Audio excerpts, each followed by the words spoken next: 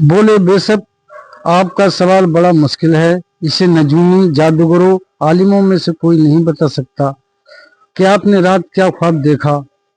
लेकिन आसमानों में एक बहुत बड़ी हस्ती है। उस लामहदूद कुव्वत वाली हस्ती ने मुझ पर वो ख्वाब आस्कार किया है।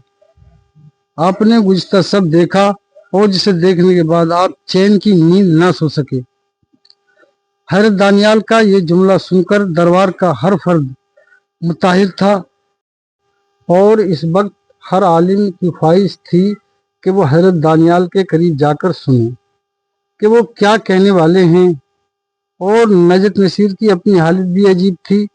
इसे यकीन ना आया था कि वो कोई शख्स इतना साहिब इल्म हो सकता है कि इसका ख्वाब सुना रहा हो। गरज ये कि हर नफ्स हमतन गोश और शौक व तजस्सुस में था। आलम के नजर आ रहा था। कद्र तौफीक के बाद हजरत दानियाल ने कहा, बाबुल के बादशाह, गुज़िश्ता सब आपके साथ वो वाकया पेश आया जो अभी तक किसी के साथ ना आया था। जो चीज़ आपके लिए नहीं, इसे अपनाने की कोशिश करते करते आप सो गए। फिर आपने ख्वाब में एक औरत देखी जो बहुत बड़ी और हैबतनाक थी। आपने देखा कि वो आपके सामने खड़ी है। इसका सर खालिस सोने का है, सीना और बाजू चांदी के, सिकम और राने तांबे की और टांगे लोहे की, और इसके पैर कुछ मिट्टी के और कुछ लोहे के। अभी आप इस ताज्जुब अंगेज मूरत को देख ही रहे थे कि एक पत्थर की जरब ने इसके पैरों के टुकड़े टुकड़े कर दिए। फिर देखते ही देखते वो मूरत गिर गई और सोना, चांदी, तांबा, लोहा और मिट्टी भूसे की मानिंद बिखरने लगे और तेज चलने वाली हवा इन सबको उड़ा ले गई।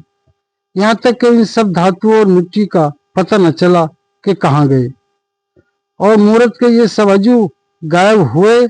और इधर वो पत्थर जो मूरत के अचानक पैरों पर गिरा था एक पहाड़ बन गया और वो जमीन पर फैल गया।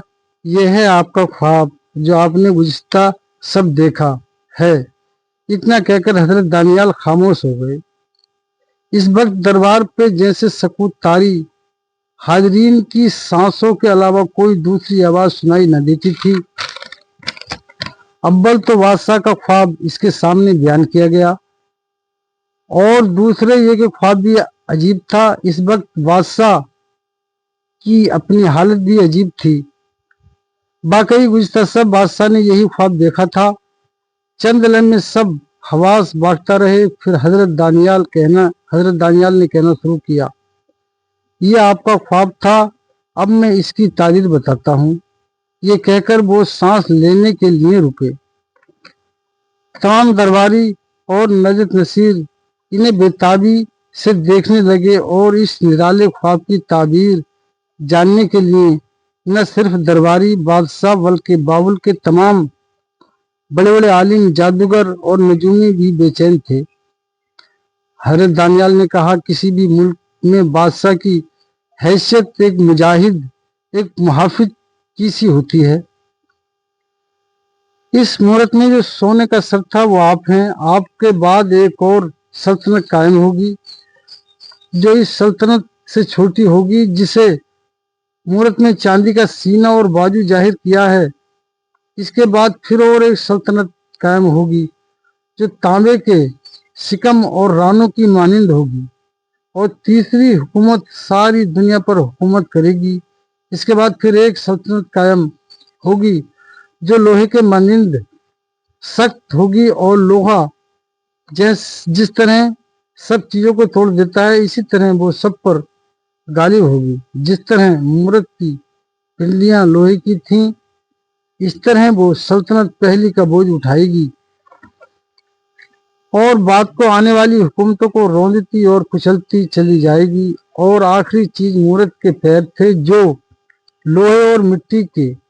इसके मायने हैं कि लोहे की सल्तनत के बाद जो हुकूमत शुरू होगी इसमें इस्तेकाम नहीं होगा। कुछ लोग कौमी और मजबूत होंगे और कुछ कमजोर, और फिर सबके बाद जो पत्थर अचानक गिरा اور مورت کو چور چور کر گیا۔ اس کے معنی ہیں آخر میں آسمانی خدا ایک مضبوط سلطنت قائم کرے گا جو ابد تک رہے گی، اور اس کے بعد کوئی حکومت قائم نہ ہوگی بلکہ اپنے دور کی ہر سلطنت مملوکت کی ختم کر دے گی۔ اور جیسے مورت کی سب دھات اور رجو بھوسے کے مانند اڑ گئے، اس سے قائم سے ہر مملکت ٹوٹ اور بکھر جائے گی۔ بس یہی ہے اس خواب کی تعبیر جو خدا نے بابل کے بادشاہ کو دکھایا، اور خوب سن لو کہ خواب کی تعبیر یقینی ہے۔ اپنا خواب اور اس کی انوکھی تعبیر سن کر نجد نصیر اور درباری سب کے سب متعجب تھے۔ اس وقت نجد نصیر حضرت دانیال کے علم و فضل اور خدا داد جہانیت کا قائل ہو گیا۔ اس نے انہیں انعام و اکرام سے نوازا اور پوچھا، اے پیر مرد، تمہاری کوئی خواہش ہو تو بیان کرو۔